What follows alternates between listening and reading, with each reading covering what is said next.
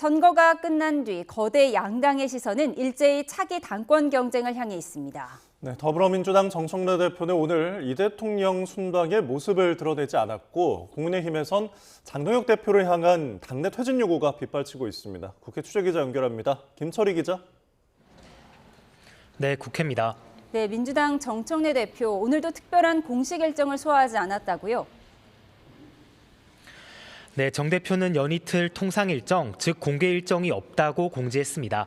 대신 정 대표는 전북으로 내려가 치열한 선거전을 벌인 이원택 전북도지사 당선인을 비공개로 만났고 고창군 선운사도 방문했습니다. 어제 이재명 대통령이 취임 1주년 기자회견에서 지방선거는 최소한 성공은 아니다. 제사 끝나고 놀 생각하면 되느냐고 꼬집는 등 여당 책임론이 불거진 상황인데요. 공교롭게도 정 대표는 오늘 이 대통령 유럽 순방길 배웅에 참석하지 않았습니다. 정 대표가 서울공항에서 대통령을 배웅하지 않은 건 이번이 처음인데 당권 경쟁자인 김민석 국무총리는 참석해 눈길을 끌었습니다. 당 안팎에서는 차기 당권 주자로 대통령이 확실히 김민석 총리에게 힘을 실은 거란 해석도 나왔습니다. 하지만 마침 조정식 국회의장 만남차 국회를 찾은 청와대 핵심 참모들은 선관위 문제 등 여러 요인으로 의전 인원을 최소화한 것일 뿐이라고 진화했는데요. 직접 들어보겠습니다. 인원을 최소화하자는 뜻으로 청와대에서 이렇게 진행한 것으로 알고 있습니다. 총리도 원래 오셨다가 안 오셨다가 이렇게 계속 했었거든요. 그래서 이번 선거가 승리냐 패배냐를 두고도 당내 친명 친청 의원들 사이 의견은 미묘하게 갈립니다. 당권파 조승래 사무총장은 아침 라디오 인터뷰에서 대표가 사퇴할 수준의 참패인지 생각이 갈린다며 선을 그었고요.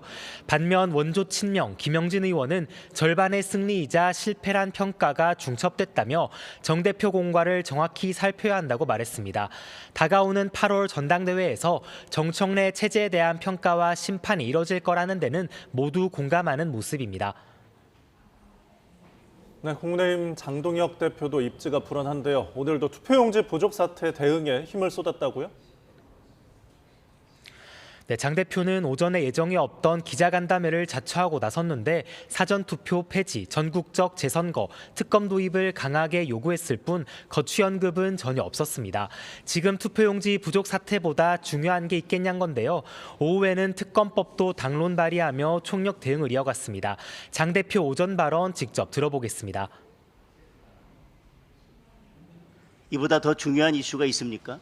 이것을 제쳐놓고 다른 논쟁을 벌일 그런 여유가 있습니까?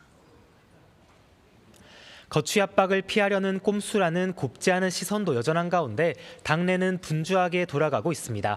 선봉에 선 건 초재선 의원들입니다. 소장파 모임 대안과 미래는 조찬 모임에 이어 선거평가 토론회까지 줄줄이 개최하며 지도부 책임론 부각에 힘을 쏟고 있습니다. 토론회에선 장동혁 대표가 선거 패배에 대한 책임을 외면하고 있다. 마치 탄핵당한 윤석열 전 대통령을 보는 것 같다는 냉정한 외부 평가도 나왔고요. 토론에 나선 초선 3인방 김재섭, 우재준, 정현욱 의원은 일제히 국민의힘이 선거에서 진 것이다. 변화가 필요하다고 입을 모았습니다. 오후에는 초재선 의원 전체가 주관하는 원내대표 후보자 토론회도 이어졌습니다. 김도읍, 정점식, 성일종 의원이 참석해 저마다 각오를 다졌는데요. 김 의원은 도로 친윤당 오명을 벗자면서 승리의 토양을 만들겠다고 말했고요. 정 의원은 지선에서 다수 지지를 얻진 못했다면서도 분열하지 않아야 한다고 외쳤습니다. 선명한 야당을 강조한 성 의원은 당의 변화가 절실하다고 지적했습니다. 네, 추유의 투표용지 부족 사태 파장도 계속되고 있는데 어젯밤에 중간 집계가 발표됐죠. 네, 선관위는 투표용지가 부족했던 투표소가 어젯밤 기준 전국 91곳이라고 새롭게 발표했습니다.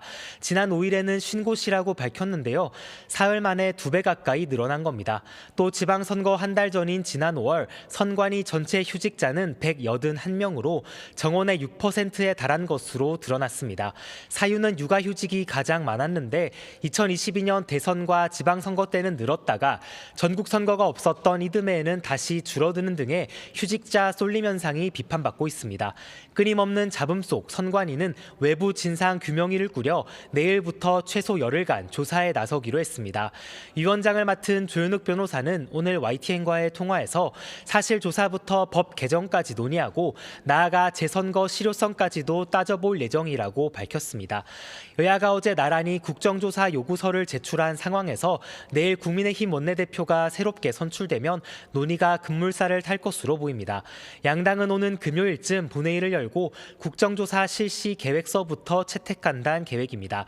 다만 대상 등 세부 내용을 두곤 이견도 있는데 특히 이재명 대통령과 청와대를 포함할지가 최대 쟁점입니다. 지금까지 국회에서 전해드렸습니다.